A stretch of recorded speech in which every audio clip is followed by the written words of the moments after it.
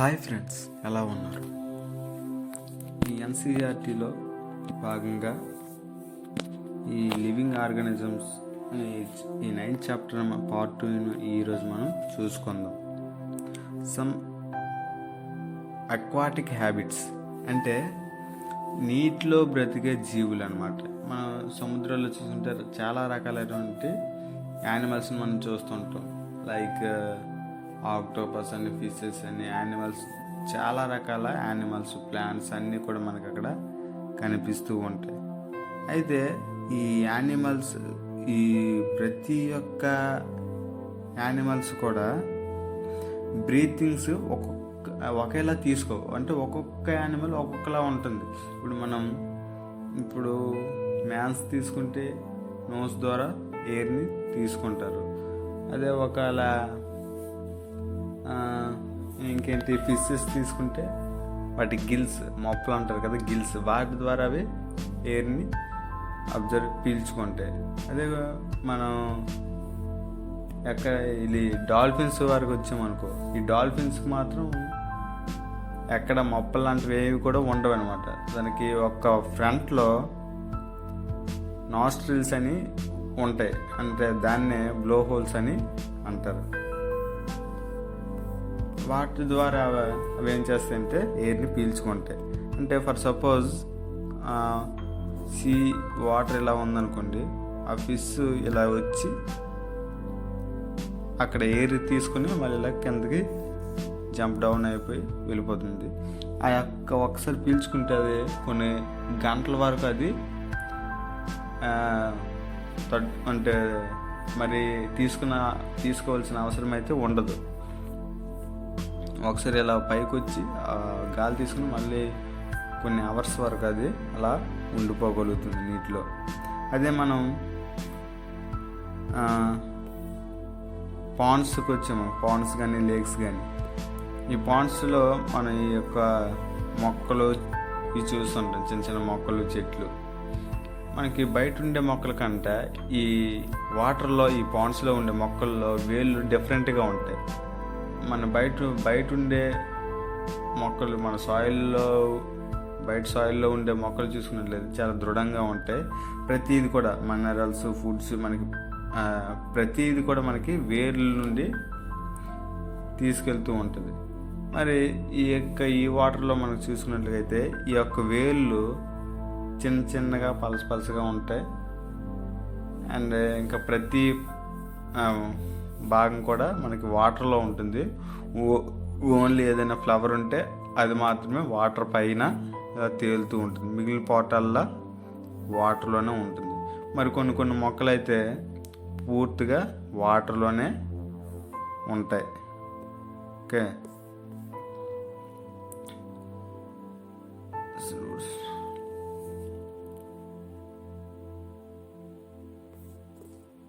Next ఇది ఇచ్చాడు, characters of organisms. ఇందులో ఏం లేదండి, ఏదైనా మీకు అలా తెలిసిన ప్లాంట్స్ గురించి రాయమన్నాడు లిస్ట్. ఓకే, ఇప్పుడు ఇక్కడ చూసుకున్నాం. Do you all organisms need food? అంటే ప్రతి ఒక్క ఆర్గానిజమ్స్, అంటే ప్రతి ఒక్క జీవులు కూడా మనకి ఫుడ్ అవసరమా అని అడుగుతుంది. అయితే మనం ఇంతకు ముందు లెసన్, ఫస్ట్ అండ్ సెకండ్ లెసన్లో మనం తెలుసుకున్నాం, ప్రతి జీవి కూడా మనకి ఫుడ్ అనేది అవసరం. We learn all living things need food and how essential to animals and to us. We have to learn that plants make their own food by the process of photosynthesis. అదే మనం ఫస్ట్లోనే తెలుసుకున్నాం, food అనే చాప్టర్లో. ఈ animals plants ద్వారా మనం food మనకి వస్తుంది. ఈ ప్లాంట్స్ అయితే వాటికి అవే ఏం చేస్తే ఫుడ్ని ప్రిపేర్ చేసుకొని ఉంటాయి అన్నమాట. ఆ యొక్క ప్రాసెస్ని మనం ఫోటోసింథసిస్ అని అంటామని మనం ఇంతకుముందు తెలుసుకున్నాం. Animals depend on the plants or other animals. ఇది కూడా మనం తెలుసుకుంది. యానిమల్స్ దేని మీద ఆధారపడతాయి? ప్లాంట్స్ మీద కానీ లేదా అదర్ యానిమల్స్ కానీ. దేన్ని తీసుకున్నా అంటే మనకి మెయిన్ సోర్స్ ఏదంటే ప్లాంట్స్ అని మనం చెప్పుకోవచ్చు. Next, do you all organisms show growth?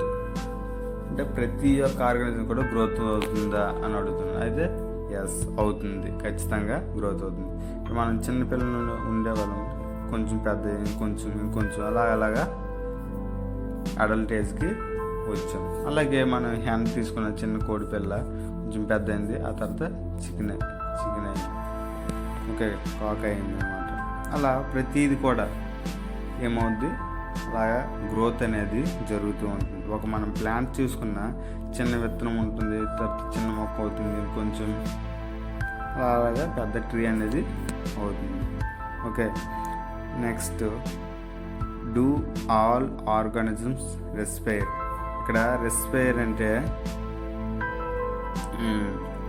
Like ఏమంటారంటే మనం బ్రీత్ ఇన్ బ్రీత్ అవుట్ అనమాట. అంటే గాలి పీల్చుకుని వదులుతాం కదా, వాటినే రెస్పైర్ అంటాం. And the breathe out the air moves on inside our body to outside. Breathing a part is the process of respiration. ఇలా మనం పీల్చి వదలడాన్ని మనం ఏమంటాం అంటే రెస్పిరేషన్ అని అంటాం. అయితే మనం చాలామంది నోటితో గాలి పీల్చుకుంటాం అని అంటారు. అలా పీల్చుకున్నప్పుడు పెద్దవాళ్ళు చాలామంది తిడుతూ ఉంటారు. ఎందుకంటే మనం నోటితో గాలి పీల్చినప్పుడు ఏమవుతుందంటే డస్ట్ పార్టికల్స్ అన్నీ కూడా మన మౌత్లోకి వెళ్ళి ఆ లంగ్స్ అనేవి దెబ్బతీస్తాయి. కాబట్టి మనం నోస్తో మనం గాలి పీల్చుకోమంటారు. ఎందుకంటే నోస్లో స్మాల్ ఎయిర్స్ అనేవి నోస్లో ఉంటాయి, అవి డస్ట్ పార్టికల్ని అడ్డేస్తూ ఉంటాయి. సో అందుకనే ఎవరైనా మనం నోటితో పీల్చుకున్నప్పుడు పెద్దవాళ్ళు మనల్ని తిడుతూ ఉంటారు. ఓకే, ఈ రెస్పిరేషన్ అనేది కూడా మనకి చాలా ఈ ఆర్గానిజం ప్రతి జీవి కూడా అవసరం అన్నమాట. ప్రతిది కూడా మనకి ఏం చేస్తాయి, రెస్పిరేషన్ అనేది జరుపుకుంటాయి. ఫర్ సపోజ్ మనం ప్లాంట్స్లో కూడా రెస్పిరేషన్ అనేది జరుగుతూ ఉంటుంది. ఎలా అంటే ఇప్పుడు ఫోటోసింథసిస్ ప్రాసెస్ ద్వారా మనం ఏం చేస్తాయి, అవి కార్బన్ డైఆక్సైడ్ని తీసుకొని ఆక్సిజన్ని విడుదల చేస్తాయి. ఇవన్నిటికంటే ఎక్కువగా మనకి రెస్పిరేషన్ జరిగేది ప్లాంట్స్లోనే. ఎక్కువ అమౌంట్ ఆఫ్ ఆక్సిజన్ మనకి రిలీజ్ చేయడం అనేది జరుగుతుంది. Next we learn to sunlight plants carbon dioxide to produce give out oxygen. The amount of oxygen released in the process of food preparation plants is much more than the oxygen to use respiration. Respiration in plants take place day and night. అది ఈ యొక్క process అనేది ఈ plants ఏమంట day and night, అంటే పగలు రాత్రి నిరంతరం కూడా ఈ ప్రక్రియ అనేది కొనసాగుతూనే ఉంటుంది. All organisms respond to stimuli అంటే వెంటనే మనం దానికి రెస్పాండ్ అవ్వడం వేగంగా అనమాట. ఇప్పుడు ఫర్ సపోజ్ మనకి ముళ్ళు గుచ్చిన వెంటనే అమ్మ అంటాం, అంటే వెంటనే రెస్పాండ్ అవుతాం. ఎవరైనా మనల్ని కొట్టినప్పుడు చెయ్యి అడ్డు పెట్టుకుంటాం సడన్గా, లేకపోతే ఎవరైనా మనకు బెదిరించినప్పుడు కళ్ళు బ్లింక్ చేస్తాం, అంటే కళ్ళు మూస్తుంటాం. ఇవన్నీ సడన్గా మనం ఏం చేస్తాం, రియాక్ట్ అనేది అవుతాం. సో ఇలా సడన్గా రియాక్ట్ అవ్వడాన్ని మనం స్టిమ్యులి అని అంటాం. అంటే ఇక్కడ ఇదిగోండి ఫ్రెండ్స్ ఇచ్చాడు, all of us respond immediately to such changes in our surroundings that makes us respond to them are called stimuli. Okay, ఇంకా ఇక్కడ మరొకటి ఇచ్చాడు,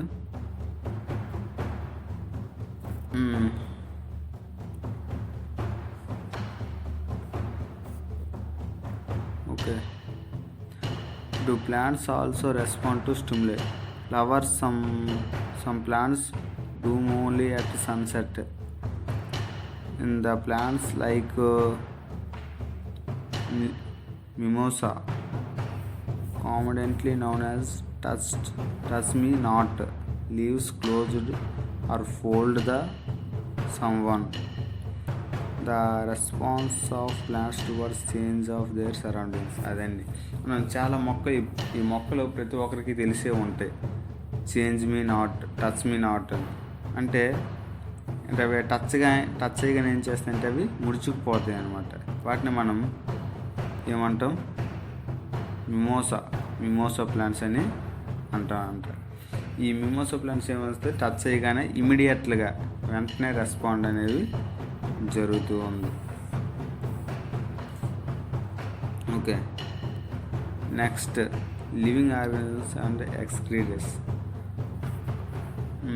మనకి ప్రతి ఒక్కరు కూడా ఈ ఫుడ్ అనేది చాలా చాలా అవసరం. అయితే ఈ ఫుడ్ కంప్లీట్గా మనకి డైజెషన్ అనేది అవ్వదు. అంటే మనం ఎక్కువ తిన్నా సరే మనకి తిన్న కంప్లీట్గా మనకి డైజెషన్ అనేది అవ్వదు.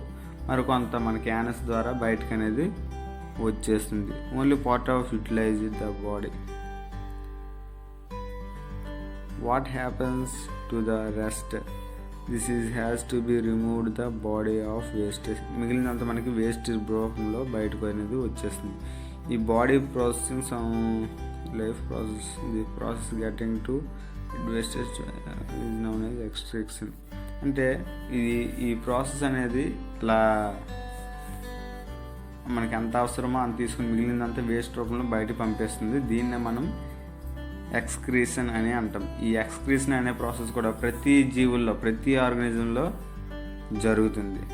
మన ఇక్కడ ఆవుల్లో కావచ్చు, పిల్లిల్లో కావచ్చు, కుక్కలు కానీ, మేకలు కానీ, ఇంకేంటి ఈ బర్డ్స్లో కానీ ప్రతి దాంట్లో మనకి ఏమవుతుంది, ఎక్స్క్రీషన్ అనేది ప్రతి దాంట్లో కూడా ఉంటుంది. నెక్స్ట్,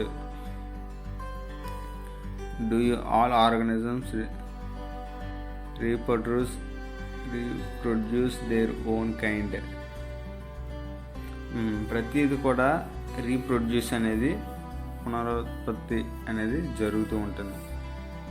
అంటే ఎలా అంటే ఇప్పుడు ఏం చేస్తాయి, ఈ బర్డ్స్ అనేవి ఎగ్స్ ద్వారా ఆ యొక్క స్ట్రెంత్ అనేది పెంచుతూ ఉంటాయి.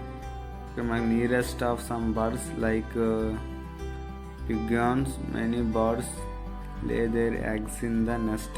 అంటే గుడ్లు పెట్టడం ద్వారా the eggs hatch and young birds come out them. Animals reproduce their own kind. సొంతంగా వాటికి అవి ఏం చేస్తాయంటే రీప్రొడ్యూస్ అనేది చేస్తుంటాయి. The made of reproduction may be different in యానిమల్స్కి కొన్ని డిఫరెంట్గా ఉంటాయంట. అంటే ఇప్పుడు ఏమైనా బర్త్ ఇవ్వాలంటే ఎగ్స్ రూపంలో మనకి ఇస్తాయి. మరి కొన్ని అయితే డైరెక్ట్ బర్త్ ఇస్తాయి అనమాట. అంటే ఇప్పుడు కౌస్ కానీ, డాగ్స్ కానీ, గోట్స్ కానీ, ఇవన్నీ కూడా మనకి డైరెక్ట్ బర్త్ అనేది ఇస్తాయి. Plants reproduce like animals. Plants also different in there mode of reproduction. Many plants reproduce through seeds. Plants produce seeds. Okay, ఇవి కూడా రీప్రొడ్యూస్. మరి ప్లాంట్స్ ఎలా రీప్రొడ్యూస్ చేస్తాయంటే సీడ్స్ ద్వారా. ఇవి ఓన్లీ సీడ్స్ ద్వారా కాదు, ఇంకా అనేక రకాలుగా మనకి ఇవి ప్రొడ్యూస్ చేస్తాయి. ఇప్పుడు ఒక విత్తనం మొక్క అయ్యి అలా పెద్దయి, ఇంకా కొంచెం పెద్దయి, ఇది విత్తనం వస్తుంది. మళ్ళీ ఇది మనం ఇక్కడ పాతుంటే మళ్ళీ ఇది అనేది ఇలా జరుగుతూనే ఉంటుంది ఒక సైక్లింగ్లో. సో ఇది ఏమవుతుంది, ఇంకా రీప్రొడ్యూస్ అనేవి అవుతూనే ఉన్నాయి. నెక్స్ట్, ఓన్లీ ఒక్క విత్తనం ద్వారా కాకుండా కొన్ని ఇప్పుడు దుంపలు ఉన్నాయి కదా, పొటాటోస్, వాటికి చిన్న ఇవి వస్తాయి అన్నమాట. వాటి ద్వారా అవి ఉడిచినప్పుడు మళ్ళీ అవి మొక్కలు అవుతాయి. మరి కొన్నింటికి వేర్లే ఉండవు. అంటే ఇప్పుడు ఫర్ సపోజ్ రోజ్ బ్రాంచ్ తీసేసి మళ్ళీ అవి ఉడిచినప్పుడు అది మళ్ళీ చిగురిస్తుంది. మరి కొన్ని ఆకుల ద్వారా, మరి కొన్ని అలా ఒక్కొక్క ద్వారా మనకి రీప్రొడ్యూషన్ అనేది జరుగుతుంది. Okay, next, do you all organisms move?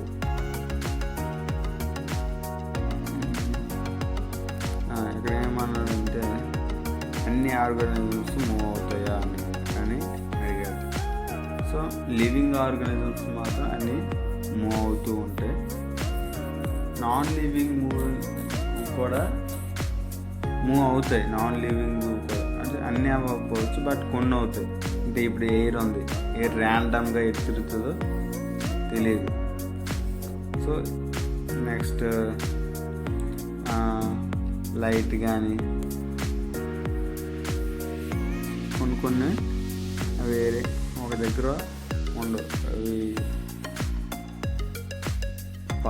తిరుగుతూ ఉంటాయి బాగా. కొన్ని మాత్రం స్టిమ్యులేట్ అంటే ఒకే దగ్గర ఉండిపోతాయి. లైక్ రాళ్ళు గట్రా అయితే కుర్చీలు, బెంచీలు, కార్లు ఇవన్నీ అయితే మనకి ఏమవుతాయి అక్కడే ఉండిపోతూ ఉంటాయి అన్నమాట. అలా ఉన్న వాటిని మనం నాన్ లివింగ్ థింగ్స్ అంటాం. ఓకే, ఇది ఫ్రెండ్స్ ఈ లెసన్లో నాకు మ్యాక్సిమం ఇవన్నీ చెప్పుకునే వచ్చేది.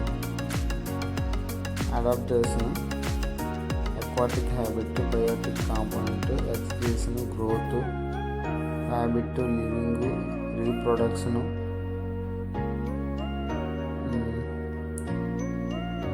respiration, stimulus. ఇవన్నీ కూడా మనం ఇప్పుడు చదువుకున్నవే వచ్చేది.